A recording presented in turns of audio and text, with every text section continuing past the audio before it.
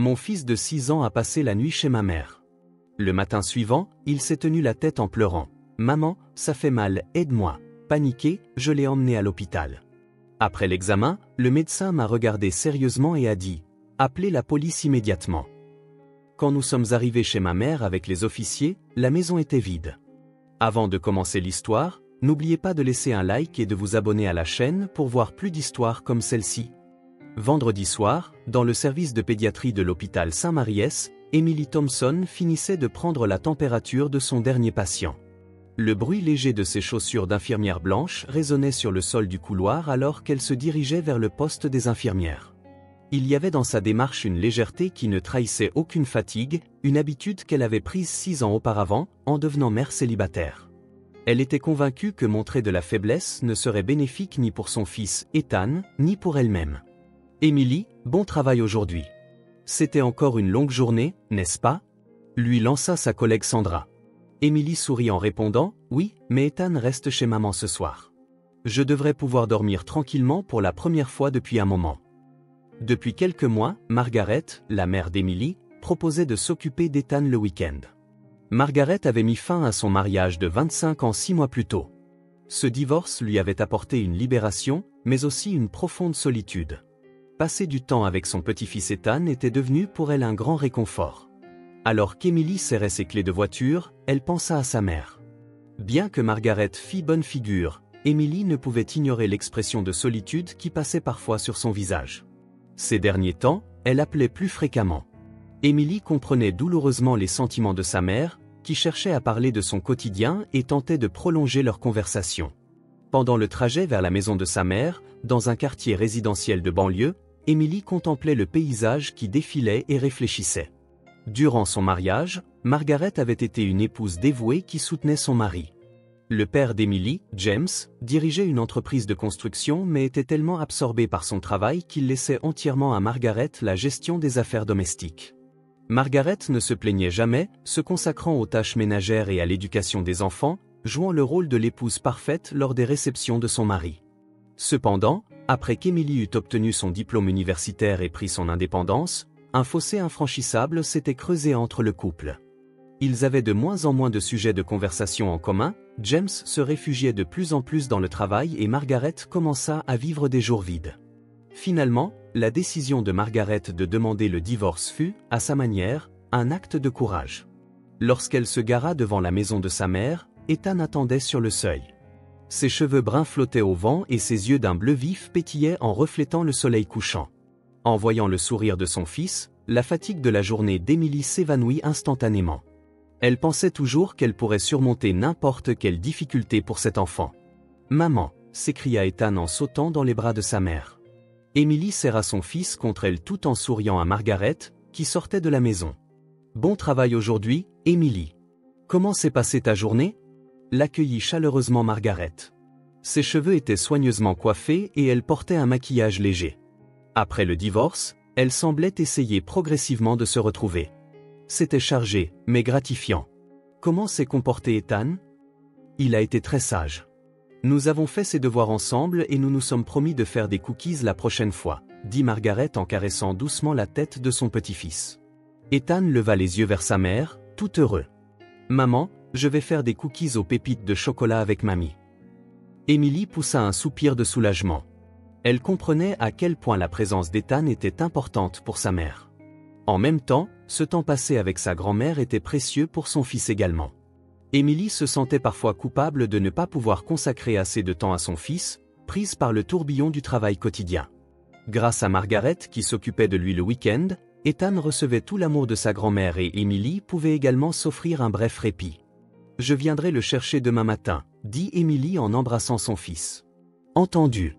Ethan, demain on fera des pancakes. » Il y avait dans la voix de Margaret une gaieté qu'on n'avait pas entendue depuis longtemps. En voyant l'expression de sa mère, Emily fut une fois de plus convaincue que cet arrangement était bénéfique pour toutes les deux. Cependant, environ 3 semaines plus tard, Emily commença à remarquer des changements subtils dans le comportement de son fils.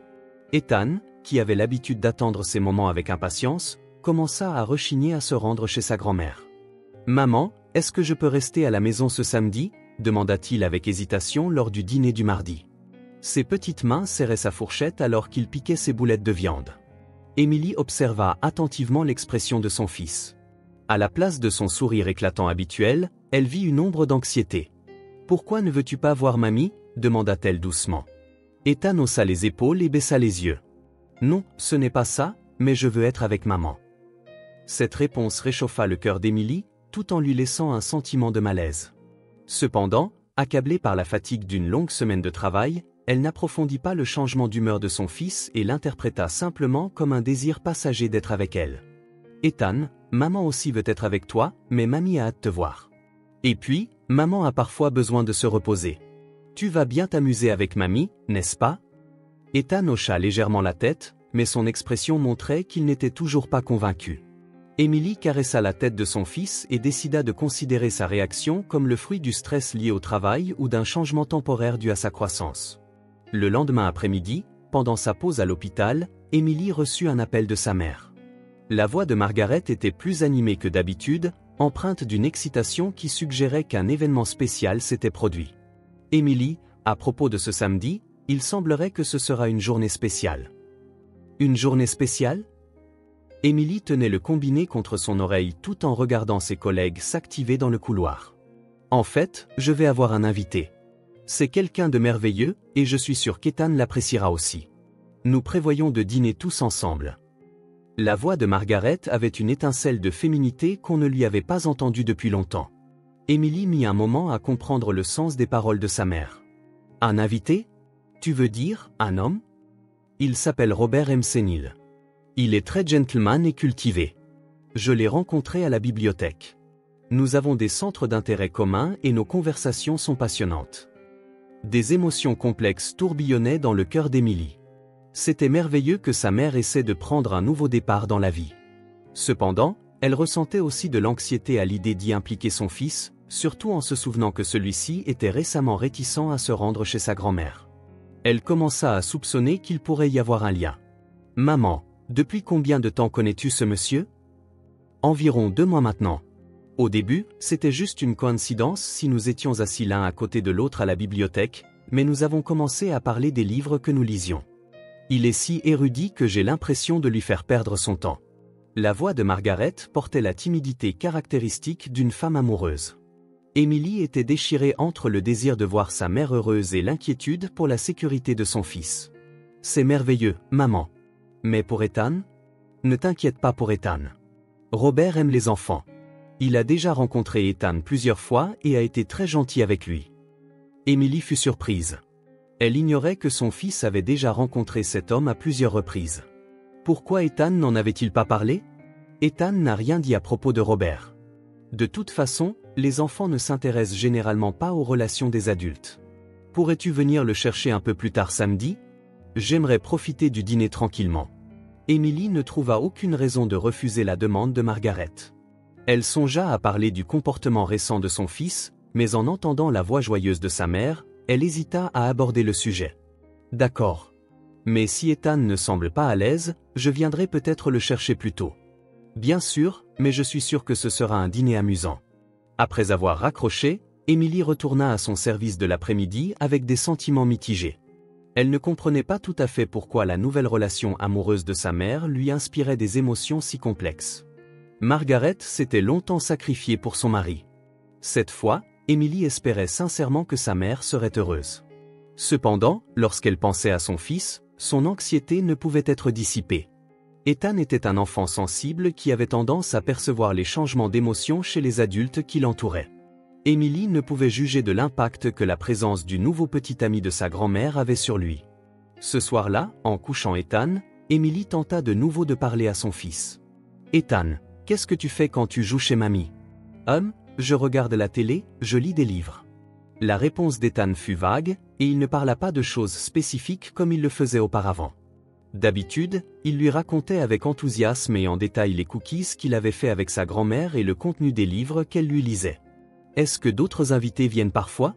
Ethan se raidit un instant, puis répondit d'une petite voix. « Parfois, tonton Robert vient. »« Tonton Robert ? Comment est-il ? » ?»« C'est un grand monsieur. Il parle avec mamie. » Il ne voulut rien dire de plus.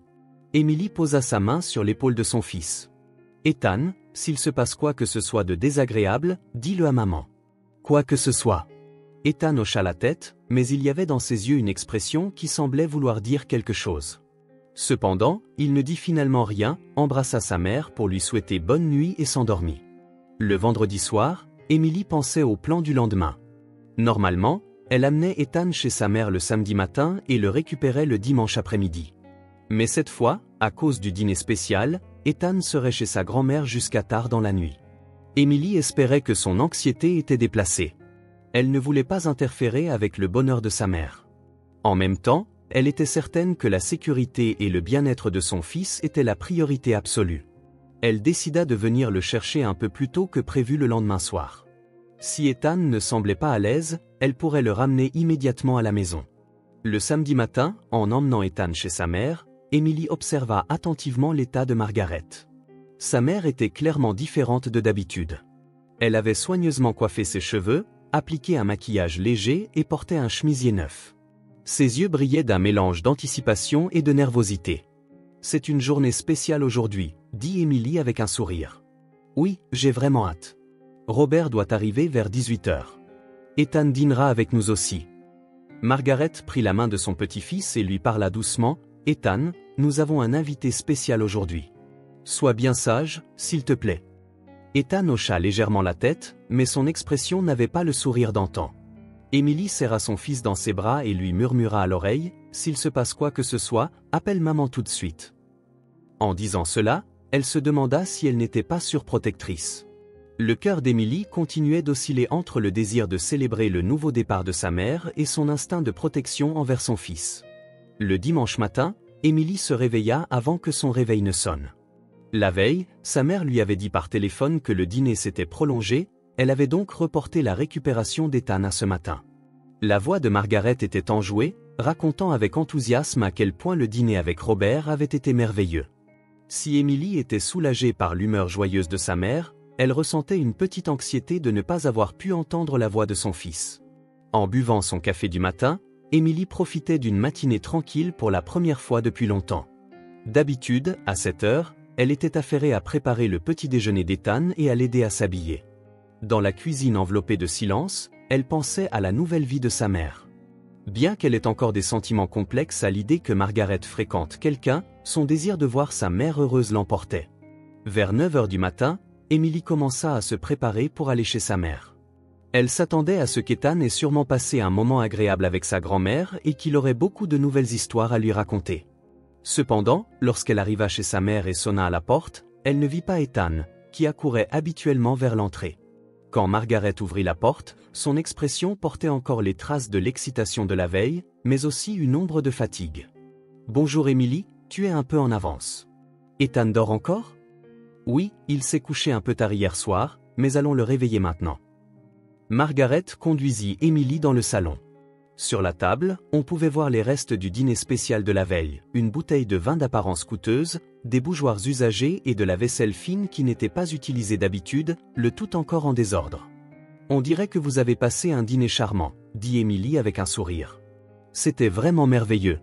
Robert a été un parfait gentleman, et il a été très gentil avec Ethan aussi. Ils ont joué à des jeux ensemble et il lui a lu des livres. » Les yeux de Margaret brillaient, mais Emily sentit que quelque chose n'allait pas.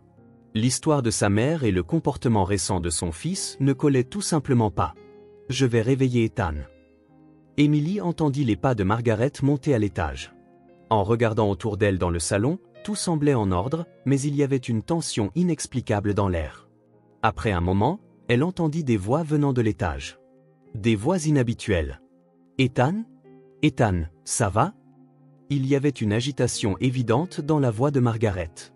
Emily se précipita dans les escaliers.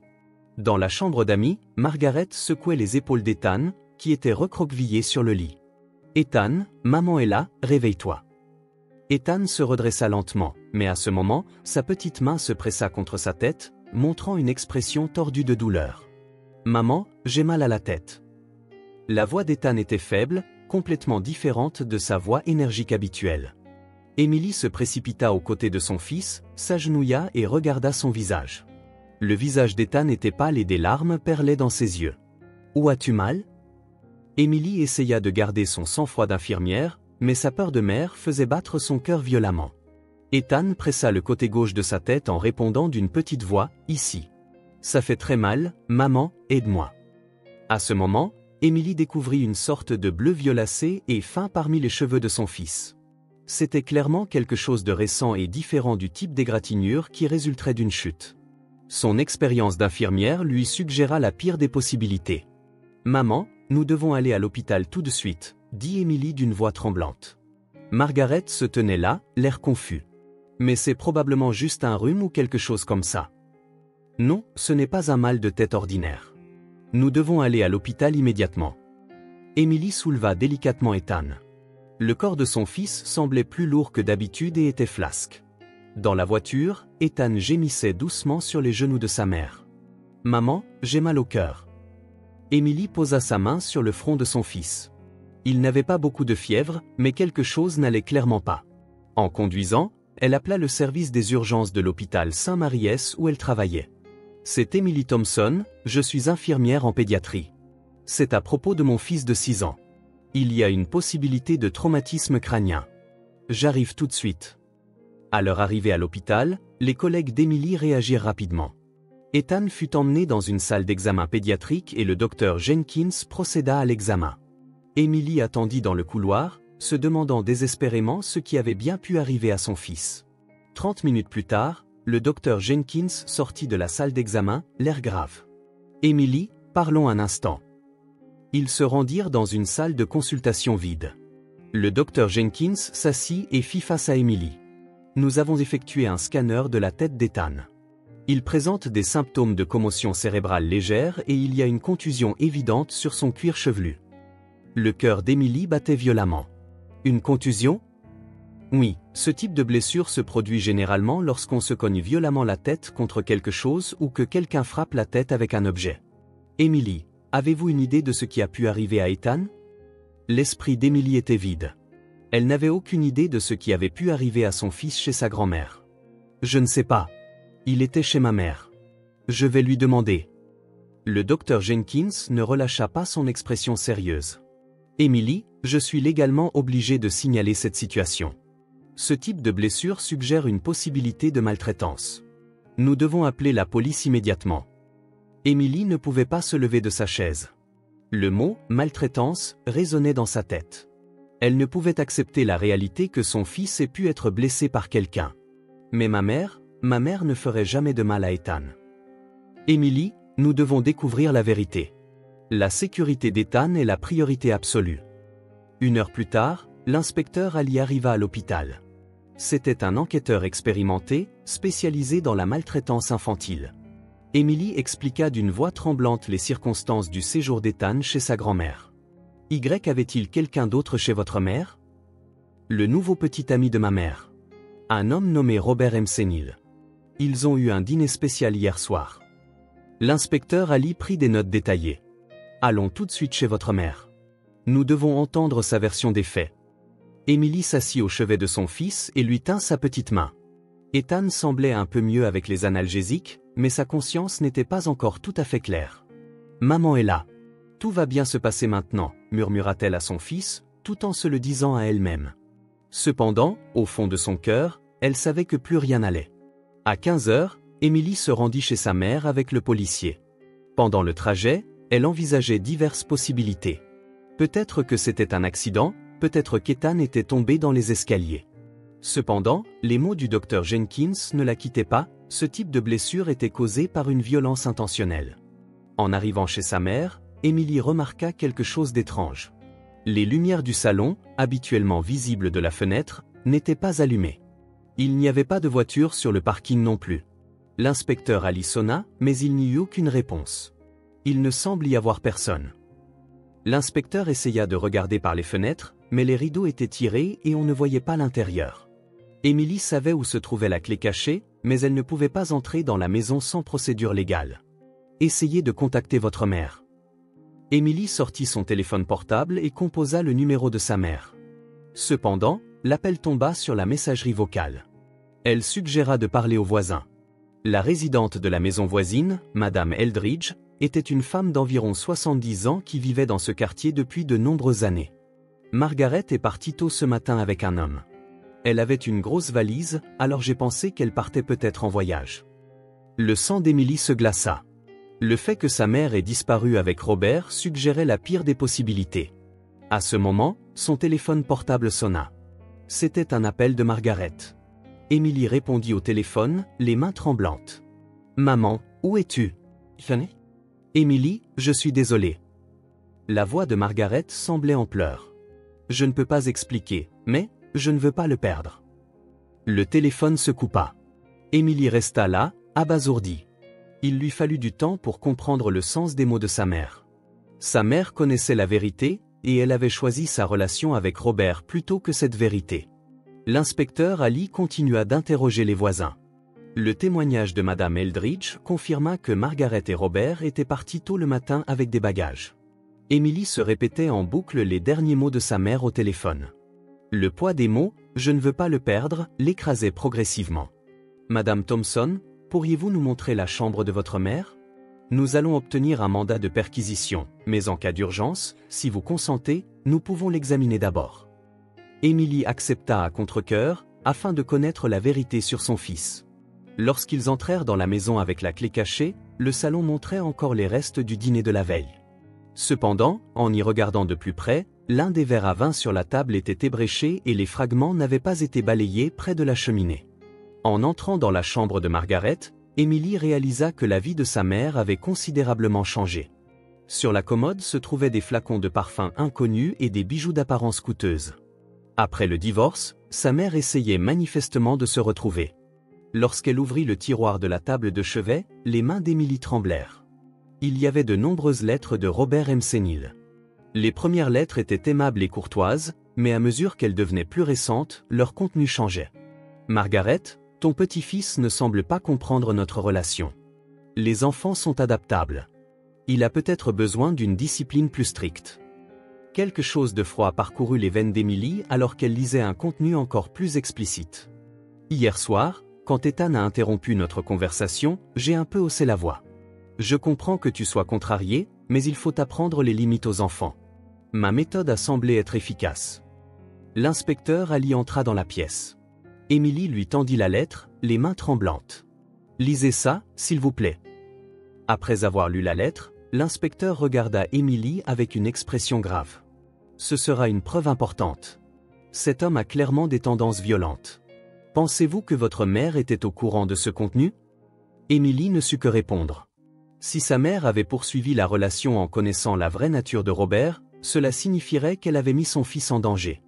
Cependant, en tant que fille, elle ne pouvait pas comprendre complètement la psychologie d'une femme noyée dans l'amour. Au fond du placard, Emily fit une autre découverte. Il y avait une valise qui semblait appartenir à Robert. À l'intérieur, avec des vêtements d'homme, se trouvaient des flacons de médicaments sur ordonnance. En lisant le nom des médicaments, Emily comprit, grâce à ses connaissances d'infirmière, qu'il s'agissait de stabilisateurs psychiatriques et d'antidépresseurs. Cependant, le nom sur l'ordonnance n'était pas Robert McNeil, mais Robert Johnson. « Inspecteur, regardez ça. » L'inspecteur Ali examina les flacons de médicaments et contacta le quartier général par radio. La possibilité d'un faux nom devint évidente et l'enquête sur l'identité de Robert devint urgente. À ce moment, le téléphone portable d'Emily sonna. C'était un appel de l'hôpital. Ethan s'est réveillé. Il est en état de parler. Emily et l'inspecteur Ali se précipitèrent à l'hôpital. Ethan était conscient mais se plaignait toujours d'un mal de tête. En voyant son petit corps recroquevillé sur le lit, le cœur d'Emily se serra. « Ethan, c'est maman. Comment te sens-tu » ? « Maman, j'ai eu peur. » La voix d'Ethan était petite, et il était clairement effrayé. L'inspecteur Ali parla à son fils d'un ton doux. « Ethan, je suis l'inspecteur Ali. Je veux m'assurer que tu es en sécurité. Peux-tu me dire ce qui s'est passé chez mamie ?» Ethan commença à parler, petit à petit, en tenant la main de sa mère. « Tonton Robert est venu et a dîné avec mamie. Mais j'ai renversé de l'eau, et alors tonton Robert s'est fâché. Il a fait une grimace effrayante et m'a serré le bras très fort.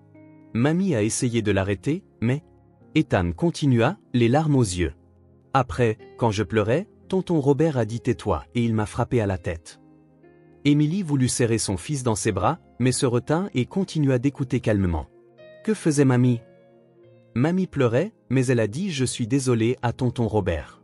Pas à moi, mais à tonton Robert. Ce témoignage blessa profondément le cœur d'Émilie. Sa mère avait privilégié l'humeur de son amant à la douleur de son fils. L'inspecteur Ali continua doucement « Ethan, que s'est-il passé après ?» Tonton Robert est descendu avec mamie. J'étais seul dans la chambre à pleurer. J'avais si mal à la tête, mais personne n'est venu. Le témoignage d'Ethan révéla toute l'étendue de l'incident. Robert avait frappé son fils sous le coup de la colère, Margaret n'avait pas pu l'arrêter, et pendant que son fils souffrait, ils discutaient tous les deux en bas. Vers 18h, l'inspecteur Ali reçut un appel du quartier général. Robert McNeil était un faux nom, et son vrai nom était Robert Johnson. On découvrit qu'il avait des antécédents de violence domestique et de maltraitance infantile. Il était également actuellement recherché dans un autre état. Avez-vous une idée de l'endroit où ils auraient pu aller? Émilie réfléchit désespérément. Des endroits dont sa mère avait parlé, des lieux de souvenirs, des lieux où s'échapper. Peut-être le Vermont, où vit la sœur de ma mère. Ma tante Carole et elle étaient proches. À ce moment, le téléphone portable d'Émilie sonna de nouveau. C'était Margaret. Émilie suivit les instructions de l'inspecteur et mit l'appel sur écoute avant de répondre. « Maman, où es-tu » ? « Émilie, j'ai fait une erreur. » La voix de Margaret était mouillée de larmes. « Robert n'est pas la personne que je pensais. Mais sur le moment, j'avais peur de le perdre. Je n'ai pas pu protéger Ethan. »« Maman, où es-tu maintenant ?»« Ethan est à l'hôpital. Il s'est blessé à la tête. »« Je sais. Je suis désolée. Je suis la pire des grands-mères. » Margaret laissa échapper un sanglot. Robert dit qu'il va s'enfuir. Il m'a dit de venir avec lui, mais je ne peux plus le suivre. Je ne peux pas rester avec quelqu'un qui a blessé Ethan. Maman, rends-toi à la police, tout de suite. Émilie, Robert a une arme. J'essaie de lui échapper, mais s'il m'arrive quelque chose, dis à Ethan. Dis-lui que sa mamie l'aime. Le téléphone se coupa. L'inspecteur Ali contacta immédiatement le quartier général et ordonna une coordination avec la police du Vermont. À 22h, une bonne nouvelle arriva enfin. Margaret avait été prise en charge par une voiture de patrouille sur une autoroute du Vermont. Robert avait été arrêté. Margaret avait des blessures mineures, mais ses jours n'étaient pas en danger. Le lendemain matin, Margaret vint à l'hôpital sous escorte policière. Bien qu'elle ne soit pas menottée, elle était accompagnée d'un policier. Devant le lit d'Ethan, la grand-mère et le petit-fils se firent face en silence. « Ethan, mamie a fait quelque chose de mal. Je n'ai pas pu te protéger, et je suis vraiment désolée. » Margaret prit la petite main de son petit-fils et versa des larmes. « Mamie, tu m'aimes toujours ?» À la question innocente d'Ethan, Margaret s'étouffa. « Bien sûr. Mamie t'aime plus que quiconque au monde. C'est exactement pour ça que je ne peux pas me pardonner de t'avoir fait du mal. » Émilie fut envahie d'émotions complexes en observant l'interaction entre sa mère et son fils. Devait-elle pardonner à sa mère ou la tenir pour responsable d'avoir mis son fils en danger? La réponse ne viendrait pas facilement. 3 mois plus tard, la lumière automnale illuminait doucement le salon de l'appartement d'Émilie. Ethan étalait des blocs de Lego sur le sol, construisant un petit château. Sa blessure à la tête était complètement guérie et son sourire éclatant était revenu. Mais l'expression mature qu'il affichait parfois révélait la profondeur de l'impact que cet incident avait eu sur lui. Robert Johnson fut poursuivi pour plusieurs chefs d'accusation et condamné à 15 ans de prison. Margaret reçut 6 mois de sursis avec mise à l'épreuve pour complicité de maltraitance infantile. Bien que ce fût une peine légère sur le plan juridique, la culpabilité qu'elle portait était plus lourde que n'importe quelle punition. Émilie commença à rendre visite à Margaret tous les jeudis. Sa mère avait vendu son ancienne maison et avait commencé à vivre seule dans un petit appartement. Les meubles luxueux avaient été jetés, et la pièce, meublée uniquement de produits de première nécessité, contrastait fortement avec son ancien faste. « Comment va Ethan » Margaret commençait toujours par la même question. Ses yeux contenaient un mélange de profond regret et d'amour inchangé pour son petit-fils. « Oui, il aime bien l'école. » Cependant, Émilie commença à dire quelque chose et s'arrêta. Elle ne savait pas si elle devait dire à sa mère qu'Ethan se réveillait parfois de cauchemars au milieu de la nuit. Ethan, qui suivait une thérapie, se remettait certainement, mais il faudrait du temps pour qu'il redevienne complètement normal. « C'est de ma faute, » murmura doucement Margaret. « J'ai laissé une cicatrice dans la vie de cet enfant. » Émilie prit la main de sa mère. « Maman, tu as été une victime aussi. Tu as été trompée par Robert. Non, Émilie. J'ai ignoré les signes avant-coureurs. Non, j'ai fait semblant de ne pas les voir. J'avais remarqué qu'Ethan était réticent, mais j'ai donné la priorité à mon propre bonheur. La voix de Margaret était remplie d'un profond dégoût de soi. Il était vrai que la solitude après le divorce avait émoussé son jugement. Affamée de la gentillesse de Robert, elle avait choisi la peur de perdre son amant plutôt que la sécurité de son fils. Il y a un mois, Émilie prit une décision importante lors d'une séance de conseil. Elle décida de permettre à Ethan et Margaret de se revoir. Bien sûr, c'était sous la supervision d'Émilie, mais elle se demandait si rompre complètement les liens familiaux serait bon pour son fils. La première réunion fut tendue. Ethan se raidit devant Margaret et se cacha immédiatement derrière sa mère. Cependant, lorsque Margaret répéta doucement ses excuses et promit de ne plus jamais le mettre en danger, le cœur de son petit-fils s'ouvrit progressivement. « Mamie, les méchants ne viendront plus, n'est-ce pas ?» À la question innocente d'Ethan, Margaret répondit en retenant ses larmes, « Ils ne viendront absolument plus. Mamie n'aura plus jamais de relation avec quelqu'un qui te rendrait triste. Ta sécurité est la chose la plus importante maintenant. » Une fois par mois, ils se retrouvaient tous les trois au parc. Margaret chérissait son temps avec son petit-fils et ne prit plus jamais de mesures irréfléchies comme auparavant. Elle suivit une thérapie, apprit à gérer la solitude et posa un nouveau regard sur elle-même. Pour Émilie, pardonner à sa mère n'était pas facile. Le fait que son fils ait été mis en danger restait inchangé. Cependant, elle comprenait aussi que même elle, qui était une mère parfaite, faisait parfois de mauvais jugements. Ce qui était important, c'était d'apprendre de ses erreurs et de ne jamais les répéter. Un soir, Ethan dit à Émilie, « Maman, j'aime toujours mamie. Mais cette fois, c'est moi qui vais la protéger. » Dans ces mots, Émilie sentit la croissance de son fils, tout en ressentant la tristesse qu'un enfant ne devrait pas avoir à porter un tel fardeau. Alors que l'automne s'installait, Émilie prit une nouvelle décision. Bien qu'il faudrait du temps pour réparer complètement la relation avec sa mère, elle décida de reconnaître qu'Ethan avait le droit d'avoir un lien avec sa grand-mère. Cependant, cette fois, elle avait l'intention de construire la relation avec soin et progressivement. Margaret apprit à donner la priorité à la famille plutôt qu'à la romance. Émilie apprit que la confiance peut se perdre en un instant, mais qu'avec de l'amour, elle peut se reconstruire avec le temps. Et Ethan apprit que les adultes font aussi des erreurs, mais que les gens qui vous aiment vraiment s'excuseront toujours et essaieront de changer. Une vraie famille ne se construit pas uniquement sur les liens du sang. Ce qui crée les vrais liens familiaux, c'est une relation où les gens se protègent mutuellement, reconnaissent leurs erreurs et se pardonnent. C'est ce qu'ils comprirent tous les trois à travers leur douleur. Dehors, par la fenêtre, une nouvelle saison commençait tranquillement.